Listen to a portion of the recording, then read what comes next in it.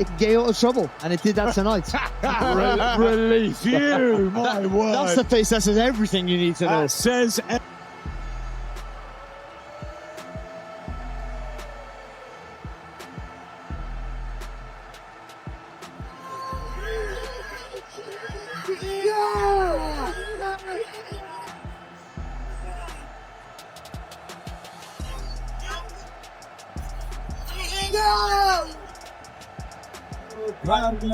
Hey, girl. Anthony.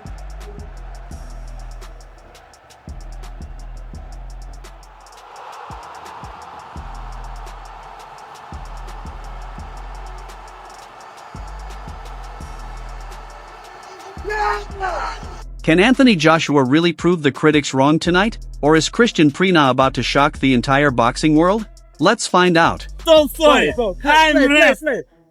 Bye-bye! I'm not work today, I'm rest! Lisa! Goina! Yeah. Hey, He's got to go and do. I think Eddie slipped in my contract. I think he slipped Kristian Prenga a nice little contract. I was thinking, bloody hell, the rematch looks cheap. Like you know. Eddie, wow. Jeopardy nearly. AJ, fancy it. What's Jeopardy nearly? I mean, listen, I've never experienced anything like it. I've never felt any. I mean, you know, it's a weird feeling in the first round because all week I've been thinking to myself, has he come back too early? Do you know what I mean? And then when he got dropped, I was like, and I was also, I got to be honest, I'm thinking that's career over. And I'm kind of thinking to myself, you know what? I'm proud of him for even getting back in the ring. And if it ends like this, you know, I'm still, he should be really proud of the fact that he even returned to boxing. What did he have, 24 breaks in his ribs or something? I mean, couldn't move. Was in hospital for weeks and weeks, lost his two best friends. To even be in the ring was incredible. But to come back from that and to produce that kind of finish and knockout, the guy's got balls the size of, in the big, you know the bowling balls that are like, they say like 24 and you can hardly pick them up. They're like that, swinging off his old boy. Like, you've got to nail him into the canvas. And he makes mistakes. It was a terrible mistake that he made. He held on, he extended his arms. And Prenga's a monster puncher and he walked onto an uppercut and, you know, somehow he found a way to recover. But when he went back on that stool, what price was he to win that fight in the second round? I mean, it was unbelievable. Prenga.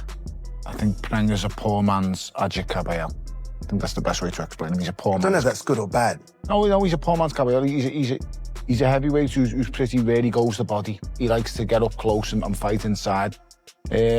Technically, he's not great. He telegraphs a lot of his punches, but he can punch. Make no mistake about that, he can whack a little bit. But I think that's a fair, you know, assessment in saying he's a poor man's Caballero. Caballero's one of the best fighters in the Eddie Hearn and Tony Bellew also weighed in on Prenga's fighting style. Both acknowledged his physical strength and willingness to engage, while pointing out that competing against an experienced former world champion presents an entirely different challenge. In their view, Joshua's experience and composure could become decisive factors as the fight progresses. Beautiful comeback story. Because he made the comeback into the fight and then a comeback in the fight. Hard punches, take Prenga, he went for it, damaged his hair, tried to finish him. Came to free eight counts, but then, they just came back, clipped him, jab, right straight, finished him with the right hook. Beautiful. Alistair, you're a fighter yourself. I mean, how good could that knockout be in terms of for AJ's confidence and feeling sure of himself? How good could that be? What was needed, but I think his confidence was beforehand. And I look at it a little bit different from a fighter's perspective. Both have confidence, but yeah, it's important to cement it, and he did that with those punches. We're going to say that as Team Tyson Fury, as you want to make this fight, was there a sense of relief that AJ Alexei gets up and does get the job done on the night? Yeah, I actually thought when he got out of the first round he would actually do that.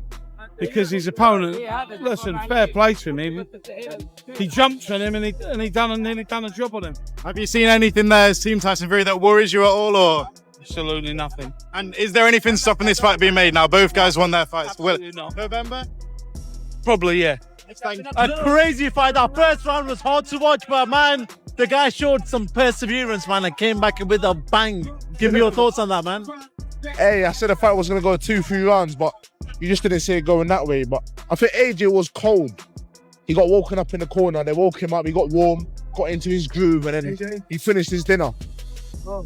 But what do you make of that, man? It was hard. It was hard at times, but wow! Like I just spoke to one of the trainers, and he was like, "Mate, that shows what sort of man he is. That he's come off the ground twice, and then he's come back and just done what he done, man." He had to do what he had to do. I mean, Kristian Prenga, fair play to him.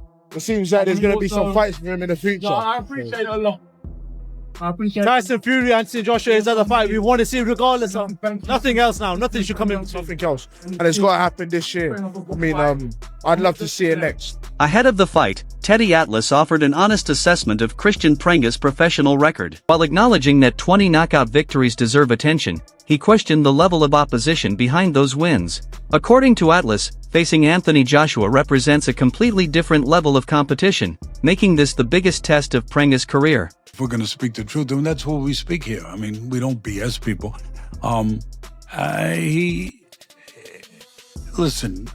He's a big guy. He matches Joshua a little bit in size. Maybe Joshua's 6'6", he's 6'5", whatever. But even with his 20 knockout, you said it right. They've been against really soft opposition. I mean, real soft, like liquid soft. I mean, soft. And I don't think that it really, truly, I don't think that it really measures his power. Atlas also explained what he believes is the ideal game plan for Joshua. In his opinion, controlling the fight with a sharp jab would create openings for powerful right hands and body shots. If Joshua remains patient and sticks to that strategy, Atlas believes he has all the tools needed to dictate the pace from the opening bell. Fight, how he goes about it. Does he go about being aggressive?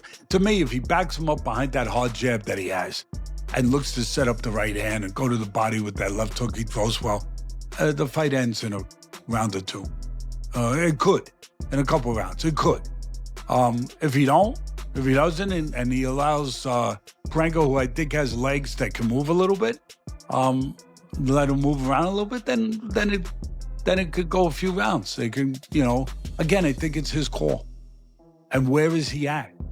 Where is he at mentally right now when he gets in? Boxing analyst Gareth A. Davies shared a similar viewpoint, highlighting Joshua's jab as the key weapon in the matchup. He believes that once Joshua establishes his distance and rhythm, the rest of his offense will naturally fall into place, giving him a strong opportunity to take command of the contest. Kristian Prenga, 35 years old.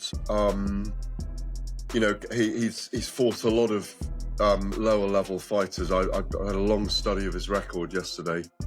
The one thing that on AJ, first of all, I agree with you. It's fantastic to have him back.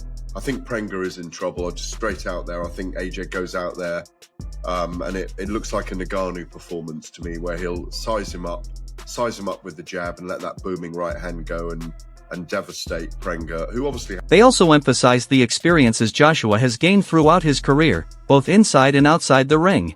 According to them, those moments have strengthened his mentality and helped shape a more mature fighter. They believe that growth could play an important role when Joshua steps into the ring for this important heavyweight contest. Make fights, etc., and anything can happen, but you've got to be beating guys like this. I think the bigger issue is what he's been through, what he's come back from, physically particularly.